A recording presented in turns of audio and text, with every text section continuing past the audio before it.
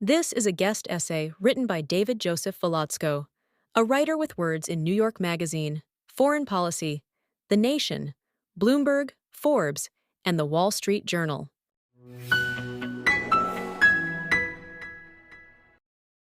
The problem in Palestinian society is not Hamas.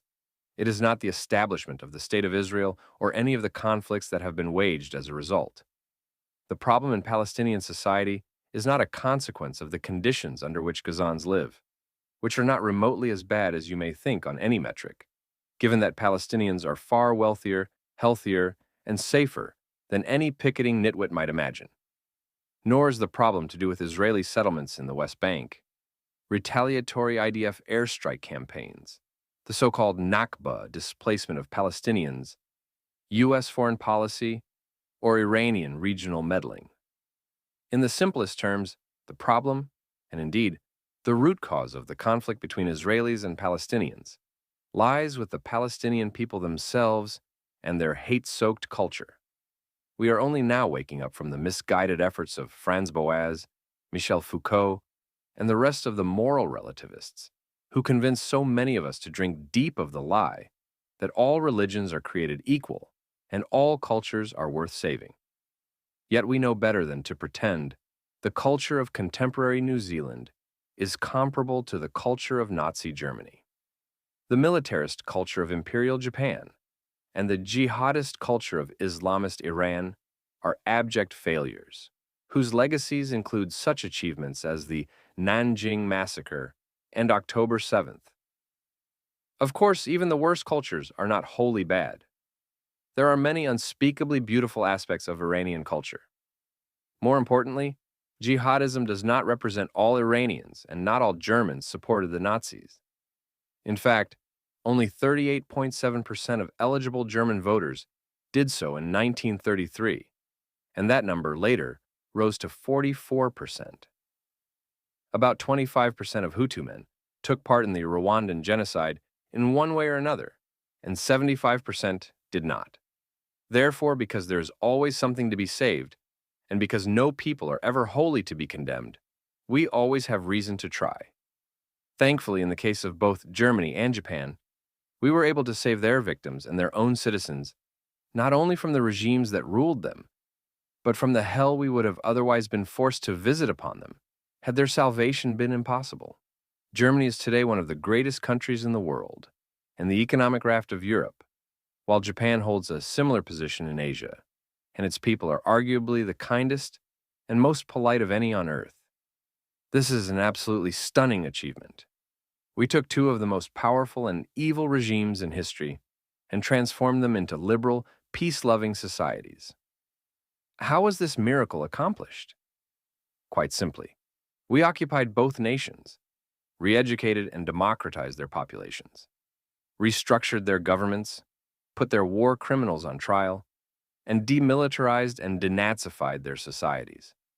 We ripped them down to the bone and started fresh. We should do the same with Palestinians. Whether Israel colonizes Gaza and the West Bank, or temporarily imposes a military occupation until the rate of violent psychopathy drops significantly below 80%, either would be better for both sides than the status quo. As it stands, 82% of West Bankers believe what Hamas did on October 7th was correct. This is not isolated to October 7th either. The Palestinian movement was in part begun by the former Grand Mufti of Jerusalem, Amin al-Husseini, a literal Nazi who sent Jewish children to Nazi death camps, and later laughed about it. Nor have they ever conducted themselves with anything resembling human decency. In 1971, two Palestinian terrorists murdered Jordanian Prime Minister Wasfi Tal. The Palestinians had set up shop in Jordan to launch terrorist attacks against Israel. Jordan was not about to let a band of psychopaths wage war from its front yard, so it told them to leave, and they responded by assaulting families, torturing and executing people, and assassinating the prime minister. When they killed Tal, one of the assassins got down on his knees like a dog and began lapping up the blood. A more literal example of bloodthirsty savages you will never find. Yet this is exactly the sort of thing Palestinians celebrate, These are their heroes, bloodthirsty savages dancing around the corpses of raped teenage girls, infants in ovens, elderly passersby stabbed in the neck for the crime of being Jewish. This is not just part of their culture, but has become the central theme of their culture.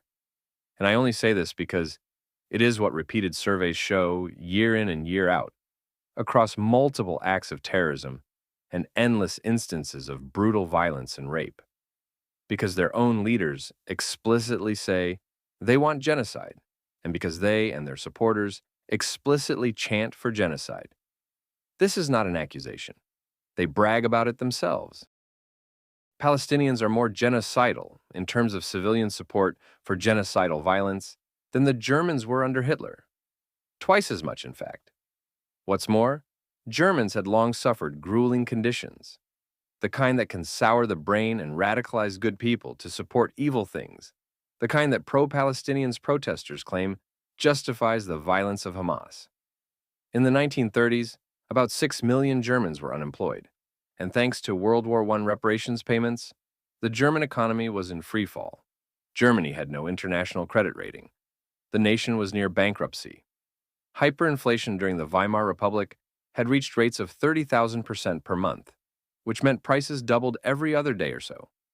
People were struggling to recover from the war, and now they had zero chance of even keeping up. By contrast, Gaza before the current war looked like a tropical resort. In fact, people in Gaza themselves have posted videos of Gaza before the war to highlight the contrast now that many areas have been reduced to rubble. But the before is just as shocking to many as the after, because some of the images look better than many European cities. In addition to living in a beachside garden while murdering Jewish children over their alleged and self-imposed oppression, consider the fact that people in Gaza live longer and are wealthier than the global average, are more obese, better funded, enjoy less densely crowded cities than many Israelis, and yet still pretend as if they have it worse off than Syrians. So, on what basis are Palestinians oppressed? The quote-unquote occupation, they tell us. But this in fact ended in 2005, when Israel evacuated every member of its army from the Gaza Strip, dismantled all 21 Israeli settlements, and removed 8,000 settlers, going house to house and breaking down doors when necessary. The withdrawal was absolute and severe. Israel sent in demolition crews to raze 2,800 homes and 26 synagogues, shattering communities and demoralizing families. They even took apart a cemetery in the Gush Katif settlement and removed its 48 graves. Some called it a desecration. There was also the question of what to do with the settlers' lush greenhouses. A number of settlers simply gave their greenhouses to the Palestinians to help them develop their economy, but many were unwilling to simply forego such a valuable possession. So a group of American Jewish donors paid $14 million to buy over 3,000 greenhouses, which they then gave to the Palestinians.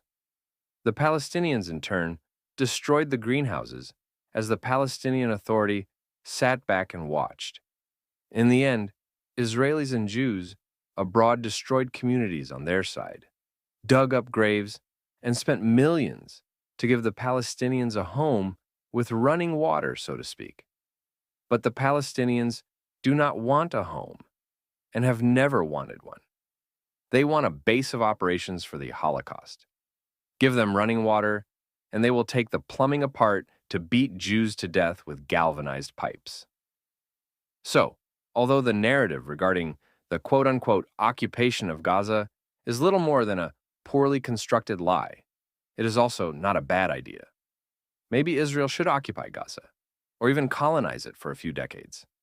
If the alternative is waiting for the next Hamas attack, and then either allowing Jewish civilians to be slaughtered or retaliating, which, given the way Hamas has deliberately set up the chessboard, means far more people in Gaza will die, then it would clearly be best for everyone to avoid more death on both sides.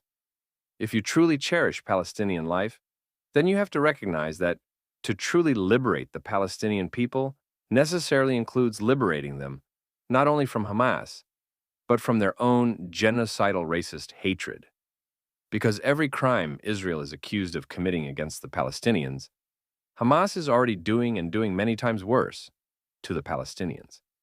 More than this, they have no real future until we can liberate their children from the idea that their lives are without meaning, except in the act of murdering Jews.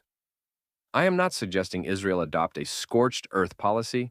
In fact, I think Israel should end the airstrikes, which cause more loss of life than necessary. Instead, Israel should never have left Gaza in the first place.